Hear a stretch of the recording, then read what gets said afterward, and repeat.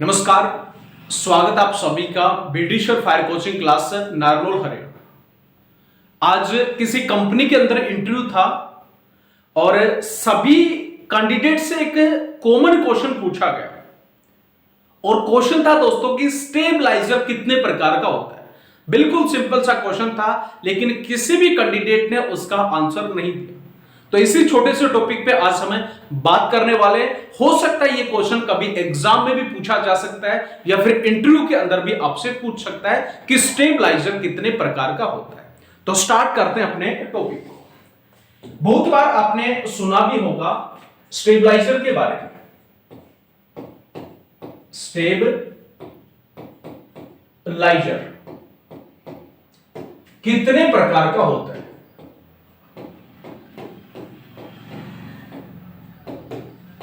कितने प्रकार का होता है? बिल्कुल एक सिंपल सा छोटा सा क्वेश्चन जो है इनसे इंटरव्यू के अंदर पूछा। तो थोड़ा सा हम चलते हैं फॉर्म की तरफ। जैसे दोस्तों आपने बहुत बार सुना होगा फॉर्म के बारे में। फॉर्म, इस फॉर्म को हम किस नाम से जानते हैं? फेमना के नाम से। इसको फेना के नाम से भी जाना जाता है। इसी को किस नाम से? झाग के नाम से भी जान लेते हैं। और इसी को हम किस नाम से? बुलबुला। किस नाम से जाना जाता है? बुलबुला। तो ये तो होती है हिंदी के अंदर जो लैंग्वेज है वो फॉर्म, जिसको फेना, झाग या बुलबुला के नाम से हम जानते हैं। क्लियर ये चीजें? इसी फॉर्म के अंदर एक केमिकल ऐड किया जाता है और वो जो केमिकल होता है दोस्तों वो क्या कहलाता है? स्टेबलाइजर। इस सारी चीजों के बारे में हम वन बाय वन डिस्कस करेंगे, ज्यादा डीपली नहीं लेके जाएंगे। हालांकि स्टेबलाइजर जो टॉपिक है वो फॉर्म टॉपिक है, लगातार 7 घंटे की क्लास कंटिन्यू चल सकती है, इतना लंबा टॉपिक है। अब जैसे आपने बहुत सारे फॉर्म कंपाउंड सुने हैं। प्रोटीन फॉर्म कंपाउंड है, फ्लोरोप्रोटीन है, एक्वास फिल्म फॉर्मिंग फॉर्म है, इसी के साथ में अल्कोहल रेसिस्टेंट है। तो ये बहुत सारे आपने सुने होंगे। ये डिब्बा है, कंटेनर है और इसके अंदर भरा हुआ क्या? A ट्रिपल F, जो एक्वाज फिल्म फॉर्मिंग फॉर्म के नाम से भी जाना जाता है, जिसकी खोज करी थी 3M कंपनी ने। किसने? 3M कंपनी जो थी उसने खोज की थी। कहां? अमेरिका में। अमेरिका जो देश है उसके अंदर 3M कंपनी ने की थी। और सन की भी अगर आप पूछ ले, सन की भी अगर आपसे पूछा जाए तो सन 2000 के अंदर इसकी जो खोज थी वो की गई। अब थोड़ा सा बात कर लेते हैं। जैसे इस डिब्बे के अंदर A ट्रिपल F भरा हुआ है तो हम इसको किस नाम से जानते हैं? सिंपल सा क्वेश्चन है दोस्तों।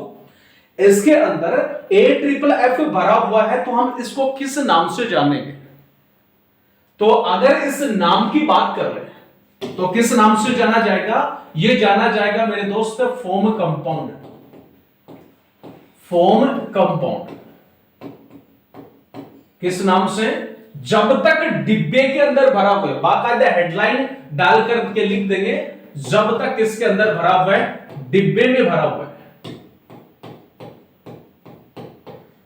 जब तक डिब्बे में भरा हुआ है फॉर्म कंपाउंड के नाम से जानते हैं।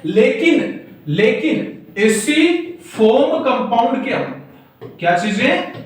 इसी फॉर्म कंपाउंड के अंदर अगर हम एक चीज ऐड कर देते, वाटर, पानी और ऐड कर देते, तो अब इसको किस नाम से जानेंगे?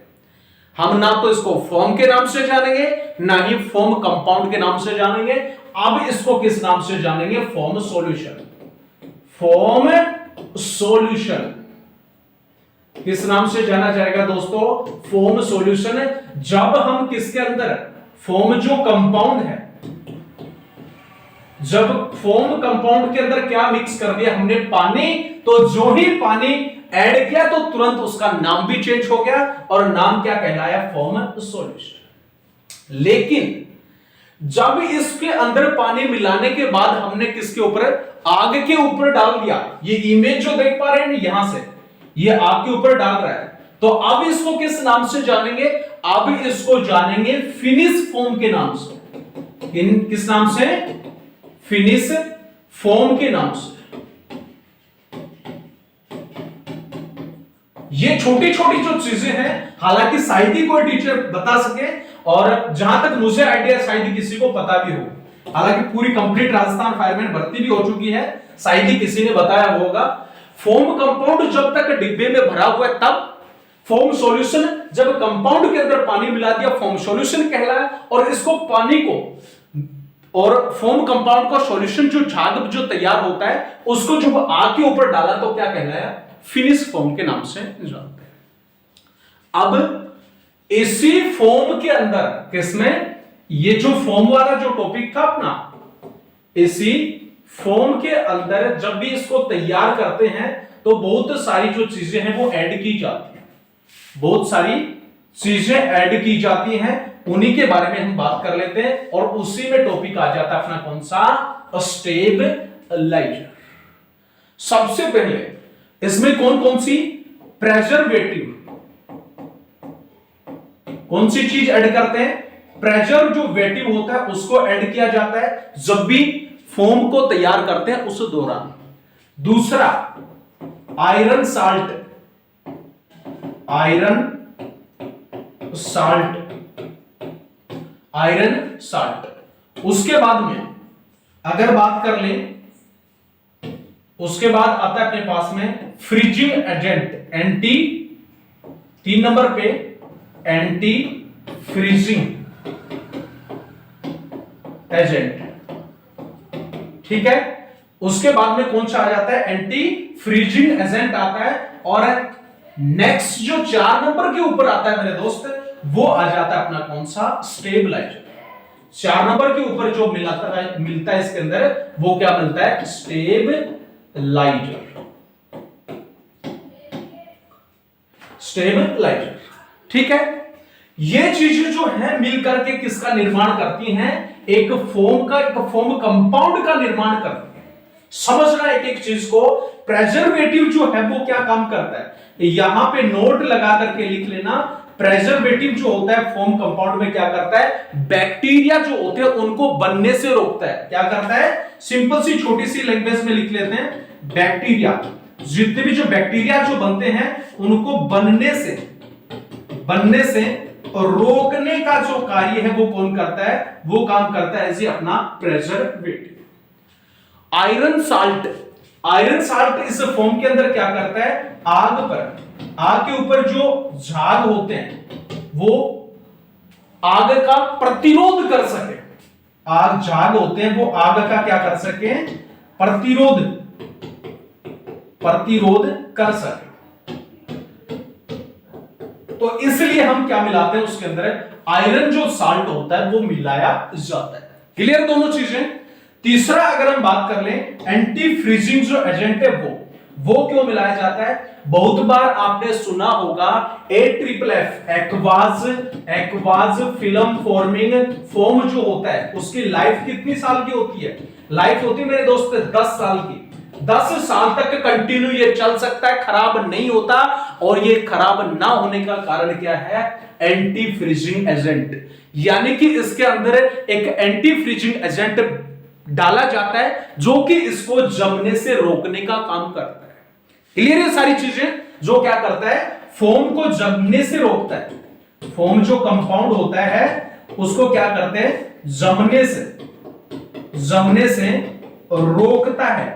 इसी कारण से इसके अंदर हम क्या मिला देते हैं, एंटी फ्रीजिंग जो एजेंट है वो मिलाने का काम करता है, ठीक है।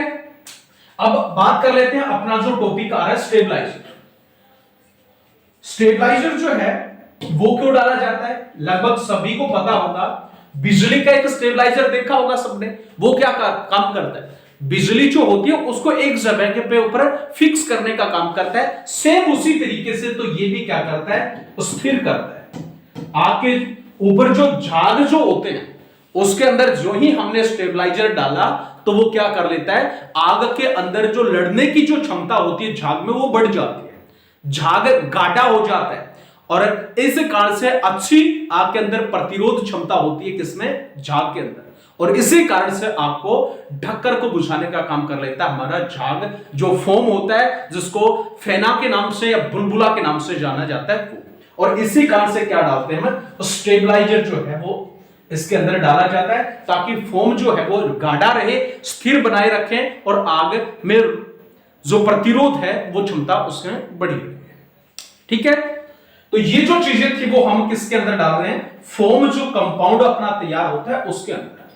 अब बात करते हैं थोड़ा सा स्टेबलाइजर की तरफ कि स्टेबलाइजर जो है वो कितने प्रकार का होता है। हालांकि इस टॉपिक के अंदर बहुत सारी डीपली चीजें हैं जो शायद अभी तक आपने कभी सुनी भी नहीं होगी। अब बात कर लेते हैं